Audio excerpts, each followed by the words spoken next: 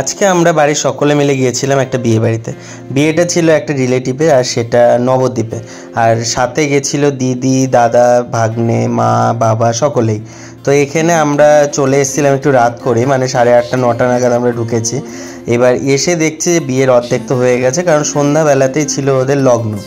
আর আমি পরে গেছিলাম ব্লেজার, আর ভেতরে এত পরিমাণে গরম যে আমি ব্লেজার আর গায়ে রাখতে পারলাম না, খুলে তারপরে গাড়িতে রেখে এসেছি। আর এখানে চলছে হচ্ছে ফটোশ্যুট। আমার আর পম্পির ফটো তুলে দিচ্ছিল দাদা, আর দিদিও ছিল এখানে। তো ফটো এখানে অনেকবারই আমরা তুলেছি, অনেকগুলো ফটোই আমরা তুলেছি। আর এখানে যেহেতু লাইটটা একটা অন্য রকমের, নিচে থেকে লাইট, তো পিকচার কোয়ালিটি আসছিল মোটামুটি, খুব ভালো না। তো দাদা তো ট্রাই করেই যাচ্ছিল যে কতক্ষণে একটা ভালো ফটো আসে। একটা ভালো রেজাল্ট না আসলে পরে ঠিক ভালো লাগে না।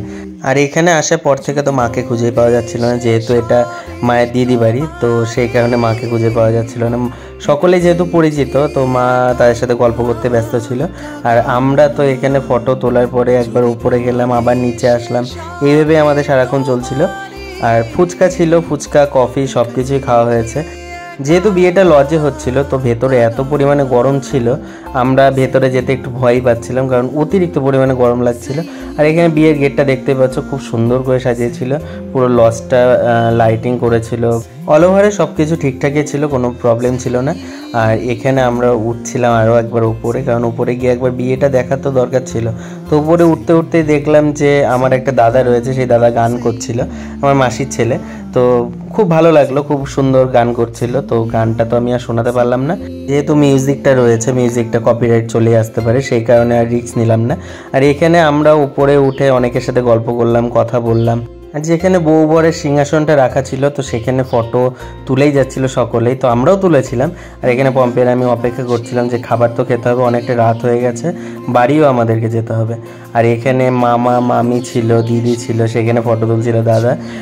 যেহেতু ফ্যামিলি একটা ফটোগ্রাফ নেওয়ার ছিল, সেই কারণে তাদেরকে দাঁড়া করি, দাদা ফটো তুলছিল। আর ইতিমধ্যে আমরা চলে গেলাম একদম কনের কাছে। তো এটা হচ্ছে নতুন বউ, আর এটা হচ্ছে বর, যাদের বিয়েতে আমরা অ্যাটেন্ড করেছি। আর এখানে পম্পি রয়েছে, এখানে দেখতে পাচ্ছ লোকজন অনেক রয়েছে, আর আমরা তার মাঝে দাঁড়িয়ে রয়েছি, গান শুনছিলাম, অনেকে নাচানাচি করছিল, সেটা দেখছিলাম। আর এখানে তো পম্পি দাঁড়িয়ে দাঁড়িয়ে বোর হচ্ছে, বলছে যে আমার একটা ফটো তুলে দাও, না হলে হবে না। এদিকে ওর কিন্তু অনেকগুলো ফটো তোলা হয়ে গেছে। তার মাঝে আরও একবার দেখতে গেলাম বিয়ে, তো সেখানে তখন খই ফেলা চলছিল। ওখানে গিয়ে আমরা একটু বিয়ে দেখতে দেখতে ভাবলাম যে বউবারের এক্সপ্রেশনটা তো দেখাই হয়নি, তো দাঁড়িয়ে দাঁড়িয়ে একটু এক্সপ্রেশন দেখলাম। তারপরে আবার আমরা নিচে চলে আসলাম, কারণ ওপর আর নিচ করা ছাড়া আমাদের কোনো উপায় ছিল না, ভেতরে গেলেই আমাদের গরম লাগছিল, কিচ্ছু করার নেই। তো এখানে আমি পম্পিকে জিজ্ঞেস করছিলাম যে খিদে পেয়েছে, ও বলছে না এখনও খিদে পাইনি। ইতিমধ্যে একটা টেবিল নিয়ে নেওয়া হয়েছে, সেখানে দিদি, দাদা সকলেই বসে গেছে, শুধু আমি আর পম্পি বাঁচছিলাম, কারণ একটা টেবিল ফাঁকা পাইনি আমরা। তো আমরা নেক্সট ব্যাচে বসে পড়বো, কোনো অসুবিধা নেই। আর দাদুকেও আমরা নিয়ে গেছিলাম, দাদু একা একা বাড়িতে থাকবে, সেই কারণে দাদুকেও নিয়ে গেছিলাম। তো এখানে খাওয়া দাওয়া কমপ্লিট হলে পরে আবার আমরা খাবো, তারপরে আমরা বাড়ি যাব। ওরা যতক্ষণ খাবে ততক্ষণ আমরা চলো একটু ওপর থেকে ঘুরে আসি। তাই ওপরে যেতেই দেখলাম যে ওখানে নাচানাচি চলছে, খুব সুন্দরভাবে নাচছিল, বউ আর বর মাঝখানে ছিল, আর চারিদিক দিয়ে সকলে নাচছিল। আর কিছুক্ষণের মধ্যে আমরা নিচে চলে এসেছিলাম, আর খাওয়া দাওয়াটা সেরে নিতে হবে, রাত অনেকটাই হয়ে গেছিলো। তো ভিডিওটা এখানেই শেষ করছি। ভিডিও ভালো লাগলে একটা লাইক দিয়ে যেও।